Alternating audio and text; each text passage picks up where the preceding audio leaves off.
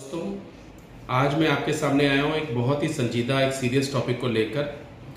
हाल ही में आपने 2 दिन पहले सुना होगा कि CDSCO जो central drug standard control organisation है गवर्नमेंट ऑफ इंडिया की, जिसको हम इंडियन FDA बोलते हैं, जो कि सारे ड्रग और कॉस्मेटिक एक्ट ये सब चीज़ें देखती है कि कोई ड्रग की गुणवत्ता कैसी है, उसकी क्वालिटी कैसी है, स्पूरियस ड्रग तो नहीं है, स्टैंडर्ड कितना है, क्या वो ह्यूमन कंजप्शन के लिए सेफ है कि नहीं।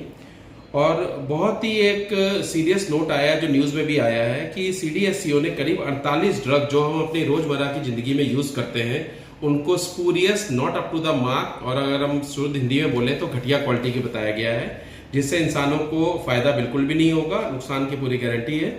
जिसमें एमॉक्सिलिन और पोटेशियम क्लेविनेट जो टैबलेट हम लोग लेते हैं, ज़्यादातर हमारा को चेस्ट इन्फेक्शन, थ्रोट इन्फेक्शन होता है उसके लिए, विटामिन के टैबलेट जो कैल्शियम है, मेटफॉर्मिन जो सबसे ज़्यादा PCOD और डायबिटिक के लिए यूज़ होती है। और आप देखेंगे कि ऐसी ऐसी मेडिसिन जो रोज़ यूज़ होती हैं, जिनमें कि ब्लड प्रेशर की टेल्मासार्टन है, ऑल्मेसार्टन है, और पैन डी जो आपको पता है कि जो सबसे ज़्यादा ली जाती है ताकि एसिडिटी ना हो दवाइयाँ खाने से पहले। सबसे पहले हर जो फिजिशियन है या MD मेडिसिन है या फिर ICU में आप कहीं भी एडमिट है, सबसे पहले आपको पैन डी दी जाती है। मॉन्टेयर LC जो बच्चों के लिए यूज़ होती है वो देखिए आप।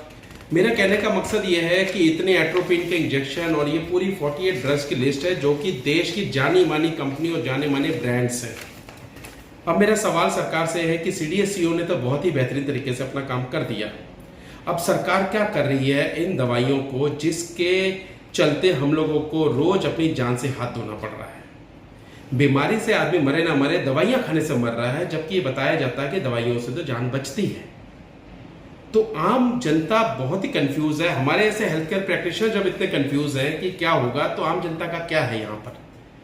तो मेरी सरकार से मांग है कि आप 2 चीज़ करिए। पहले तो इमीडिएटली ऐसी कंपनीज को बैन करिए और इनके खिलाफ क्रिमिनल लिटिगेशन होनी चाहिए कि कितने टाइम से ये लोग इंसानों की जो जिंदगी है उसके साथ खिलवाड़ कर रहे हैं। अभी एक स्पेसिफिक बताया है कि कलकत्ता की, गुवाहाटी की, ईस्ट की और नॉर्थ की कई जगह की है, लेकिन पूरे देश में ऐसा हो रहा होगा क्योंकि इनके सबकी फैक्ट्रीज हर जगह है। नंबर 2, ये जो ब्रांड हम लोग ले रहे हैं, ये ब्रांड्स को मैन्युफैक्चर करने वाले वो ब्रांड नहीं है, ये सब कॉन्ट्रैक्ट पे अलग अलग तीसरी, चौथी, पांचवी कंपनियों से मैन्युफैक्चर कराते हैं।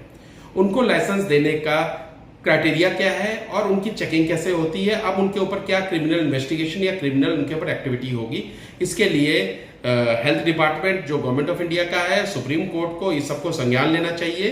सो देशवासियों की तरफ से एक आम नागरिक होने के नाते एक सामाजिक मुद्दे को उठाकर मैं ये बताना चाह रहा हूँ कि ये लाइफ एंड डेथ से जुड़ा हुआ मामला है। This topic is clearly associated with life and death of hours, और हमारी जिंदगी इतनी सस्ती नहीं है कि जो जिंदगी बचाने के लिए हम दवाइयाँ खा रहे हैं वही हमें मार रही हैं।